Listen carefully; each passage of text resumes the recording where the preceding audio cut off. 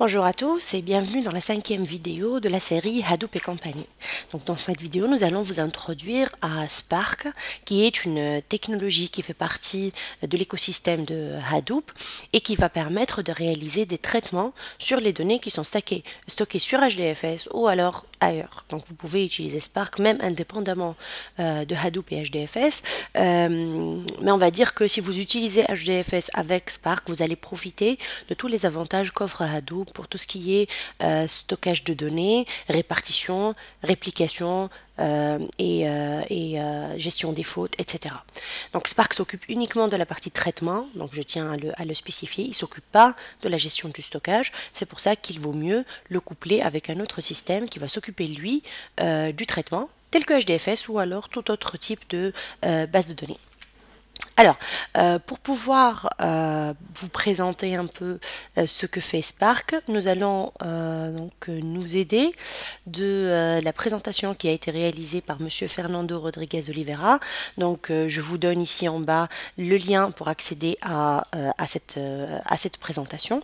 Donc, et là, il essaie de vous montrer un peu les avantages de Spark. À quoi est-ce que Spark va servir et quels sont ses avantages par rapport à MapReduce, au MapReduce classique qui est offert par Hadoop. Donc là, il vous montre dans ce slide les limites du framework MapReduce de Hadoop.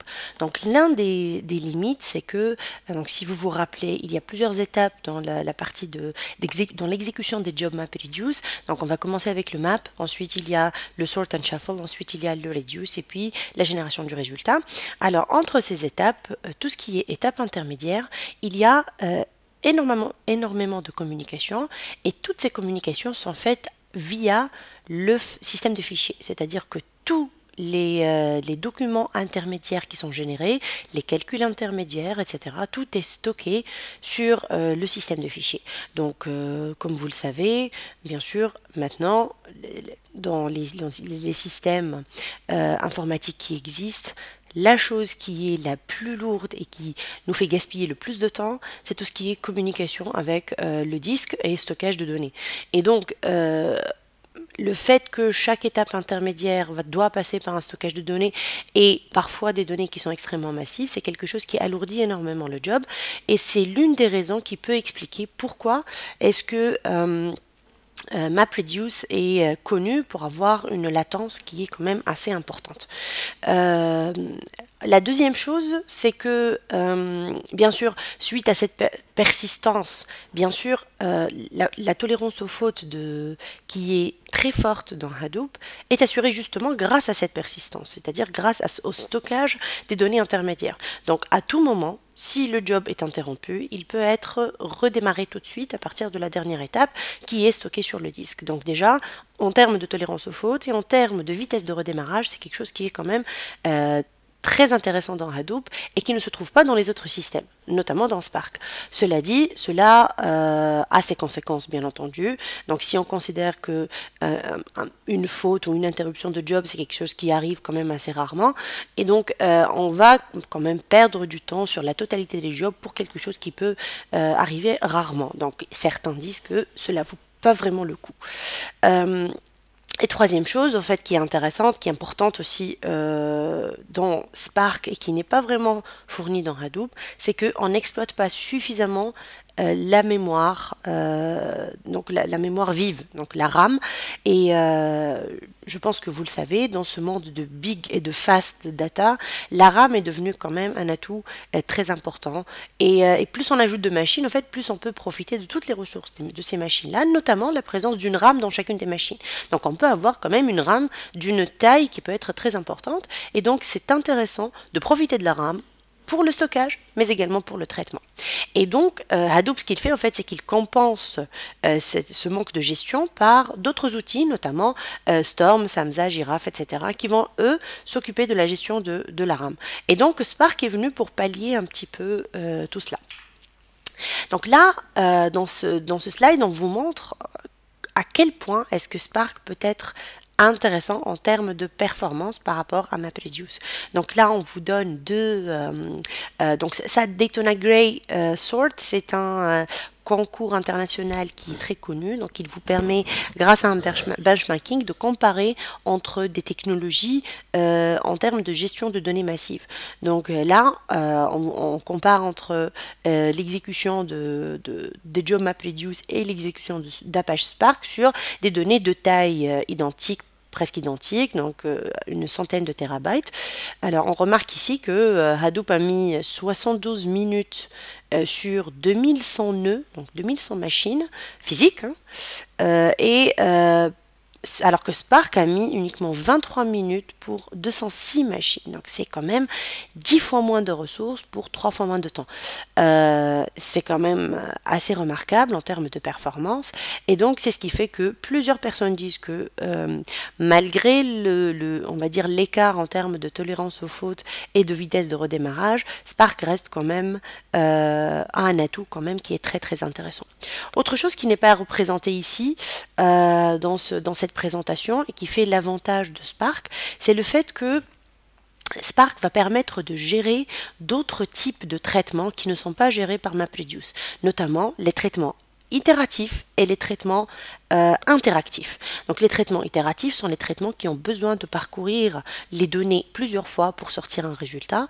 Ça, MapReduce ne peut pas le faire en un seul job. Pour pouvoir parcourir les données plusieurs fois, on va devoir exécuter plusieurs jobs séquentiellement, et puisque chaque job quand même est connu pour une latence qui est assez grande, alors si on fait succéder les jobs l'un à la suite de l'autre, on va avoir une latence beaucoup plus importante. La deuxième chose sont les jobs interactifs, c'est-à-dire la possibilité au fait d'avoir des requêtes à la demande. Donc c'est possible bien sûr, hein, ce n'est pas impossible avec HDFS, mais cela implique que pour chaque nouvelle requête, on va devoir exécuter un job MapReduce une deuxième fois, et ce job-là, avec cette grande latence qu'il a, ça va quand même rendre l'interaction avec l'utilisateur et le temps de réponse très important. Donc ça, Spark, il arrive à pallier cela. Donc ce n'est plus en fait une exécution rigide d'un map sort and shuffle et reduce tel que dans le cas de Hadoop, mais ça va être la possibilité d'utiliser itérativement plusieurs instructions. Donc nous allons voir ici quelles sont l'ensemble des instructions qui peuvent être créées avec Spark. Donc là, on vous montre que Spark est composé principalement d'un cœur, donc c'est Apache Spark Core, qui représente la librairie de base de Spark. Et au-dessus de cette librairie, on peut retrouver d'autres couches qui vont faciliter un peu l'utilisation de Spark, ou alors offrir des fonctionnalités supplémentaires, telles que Spark SQL, par exemple, qui va permettre de manipuler, en fait, de créer des instructions en utilisant le langage SQL. On va avoir Spark Streaming qui va permettre d'exécuter des traitements à courte durée sur des données qui arrivent au fur et à mesure dans un stream. Il offre aussi la MLlib qui est une librairie pour le machine learning, et également Graphix pour la gestion des données sous forme de graphes. Alors, tout Spark est basé principalement sur la notion de RDD, Resilient Distributed Datasets. Donc les RDD sont des collections d'objets immuables. Quand on dit immuable, ça veut dire qu'on ne peut pas les changer. On ne peut pas changer un RDD, on peut juste, si on a une action de transformation, on va créer un autre RDD qui contient ce changement-là. Pourquoi est-ce que Spark a choisi cette méthode? Parce que on aimerait conserver la lignée d'un RDD, c'est-à-dire à partir de la première création du premier RDD de mon job jusqu'au dernier RDD, on aimerait savoir quelles sont les différentes étapes que ce RDD a suivies. Et du coup, pour chaque étape, on va créer un nouvel RDD, et pour conserver la lignée, on va avoir une sorte d'arbre qui va nous permettre de remonter vers un RDD ancien si on veut, par exemple, réexécuter des commandes. Donc cette lignée-là, on appelle ça lineage en anglais. Donc cette lignée-là va aider à la reconstruction des RDD en cas de faute. Bien entendu, les RDD ne sont pas tous stockés en mémoire et ne sont pas tous stockés sur le disque, et du coup leur reconstruction peut prendre quand même un peu de temps, contrairement à Hadoop Hadoop MapReduce plutôt, qui va lui les créer tout de suite parce que toutes les données intermédiaires sont stockées sur le disque.